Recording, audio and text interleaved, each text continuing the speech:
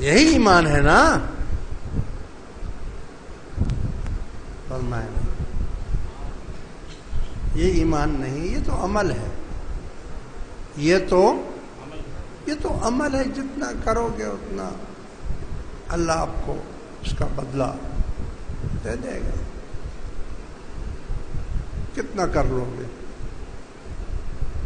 کتنا اللہ کو یاد کر لو گے، کتنی عمر ہے آپ کی، رات دن آپ عبادت کریں، ذکر کریں، قرآن کی تلاوت کریں، روزہ رکھیں. کیا یہ سب کچھ کرنے سے 100 سال آپ کرتے رہیں؟ کیا اس سے اللہ تعالیٰ کے درجات میں آپ ایک بال کے برابر ترقی کر سکتے ہیں؟ اللہ تعالیٰ کا کوئی درجہ اس سے بڑا ہوگا؟ وہ تو ایسے ہی بڑا ہے، تو ایسے بھی بڑا ہے، آپ کریں یا نہ کریں.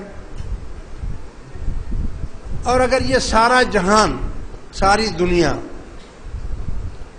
اللہ تعالیٰ کا نام ایک دفعہ بھی نہ لے تو کیا اللہ کی شان میں آپ اتنی سی کمی کر سکتے ہیں؟ نہیں کر سکتے ہیں. ہاں یہ اور بات ہے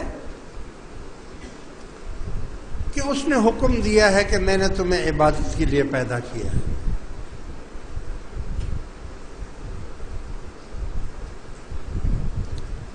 اللہ تبارک و تعالیٰ نے انسانوں کو اور جنات کو وما خلقت الجن والانس الا لیعبدون، ہم نے جنوں اور انسانوں کو اس لیے پیدا کیا کہ وہ میری عبادت کریں، میرے درجات بلند نہ کریں، نہ میرے درجات گھٹائیں، نہ گھٹیں گے نہ ان کے کہنے سے بڑھیں گے.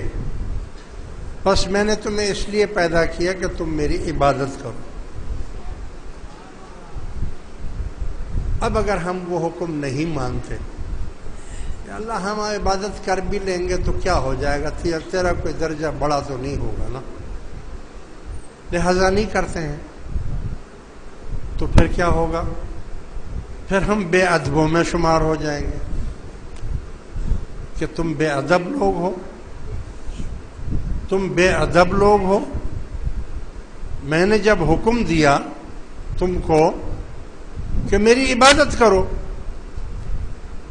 چاہے اس سے میرے درجے بڑھیں یا نہ بڑھیں، مگر آپ کو تو ہم نے حکم دیا تھا نا کہ بس عبادت کرو. اچھا اللہ ٹھیک ہے، ہم ٹوٹی پھوٹی، ہم کو نہیں آتی عبادت کرنا، ہمیں نہیں آتا، ہماری عبادت جو ہے وہ ریا سے بھری ہوئی ہے، لالچ سے بھری ہوئی ہے، دکھاوے سے بھری ہے.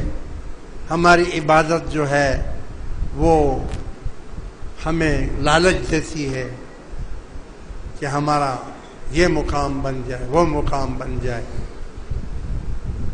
تو ناقص ہے ہماری جو عبادت ہے. لیکن چونکہ تو نے حکم دیا ہے لہٰذا جیسی بھی ٹوٹی پھوٹی ہے ہم تیرا حکم مان لیتے ہیں کہ کم از کم بے ادبوں میں تو شامل نہ ہو، بے ادبوں میں شامل نہ ہو.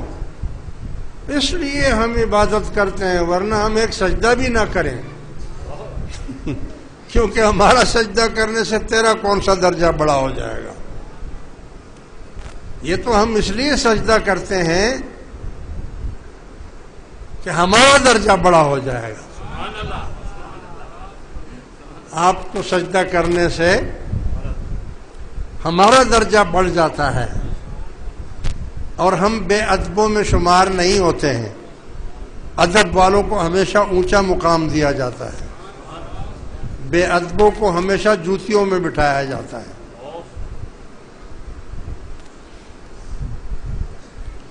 لہذا وہ ایمان جو حضور کہتے ہیں بغیر اس کے نہیں آنا. میرے پاس ایمان ہے کیا چیز کیا عبادتوں کا نام ایمان ہے؟ نہیں، دراصل ایمان نام ہی حضور سے محبت کا ہے۔ اب محبت کتنی ہے؟ اس لیے حضور نے فرمایا کہ ایمان لے کر آنا، تھوڑا یا بہت زیادہ، چنگاری جتنا لے آنا، بس اب تولتے جاؤ، آپ وزن کرتے جاؤ ایمان کا۔ آپ کو ترازو دے دیا ہے، آپ اپنے اپنے ایمان کو تولیں، عبادات سے نہ تولیں اس کو۔ عبادت اپنی جگہ ہے، ایمان اپنی جگہ ہے۔ ایمان کو تولیں کہ آپ کی محبت حضور سے کتنی ہے۔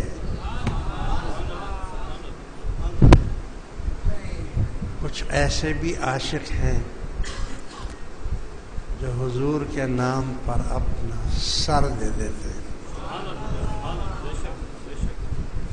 کچھ ایسے بھی ہیں جہاں حضور کا نام آ جائے وہاں اپنا خون بھی دے دیتے ہیں، کچھ ایسے بھی ہیں کہ جہاں میرے آقا کا نام آ جائے وہاں پر غریب ہونے کے باوجود بھی اپنا مال دے دیتے ہیں۔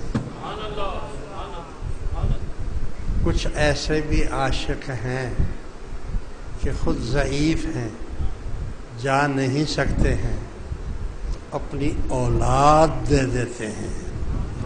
آج 6 ستمبر ہے نا بھائی، شہیدوں کا دن ہے کہ نہیں ہے آج؟ ہاں، یہ لال جو ہے نا ہٹیاں تے نہیں وکتے،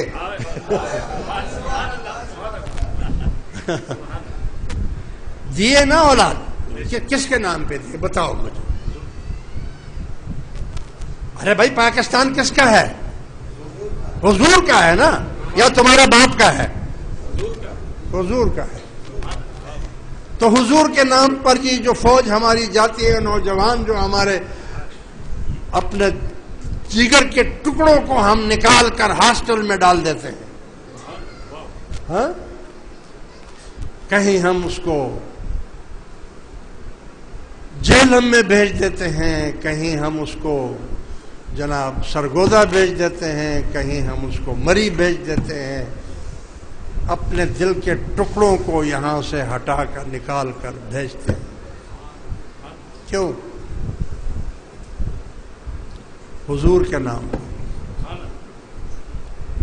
یہ معصوم بچے جو ادھر سے ہیں، پنجاب کے، سارے پنجاب کے ہیں، کوئی سندھ کے ہیں، یہ بیٹھے ہیں، آپ طلباء آپ کے سامنے بیٹھے ہیں، ان کے ماؤں کا دل بھی دیکھو، جگر دیکھو، کوئی اپنے دل کے ٹکڑے کو الگ کرتا ہے؟ ہاں، ان کو سب کو جو بھیجا ہے، کیا کرنے بھیجا ہے؟ تعلیم کے لیے بھیجا ہے، حضور کا دین سیکھنے کے لیے بھیجا ہے، قرآن حفظ کرنے کے لیے بھیجا ہے، اسکول پڑھنے کے لیے بھیجا ہے، دینی اور دنیائی تعلیم حاصل کرنے کے لیے بھیجا ہے انہوں نے۔ تو کیا روزی کے لیے بھیجا؟ روزی تو اللہ تعالیٰ ہر جگہ دیتا ہے، بچوں کو بھی دے سکتا ہے۔ ارے نشانیاں دیکھو حضور کے محبت کی، آپ لوگ، آپ کے سامنے ہے، آپ کے سامنے ہے ہر نشانی۔ حضور کے نام پر ہماری تن، من، دھن، آل، اولاد، عزت، آبرو، ہر چیز قربان۔ یہ ایمان کا بہت بڑا انگارہ ہے۔ کیا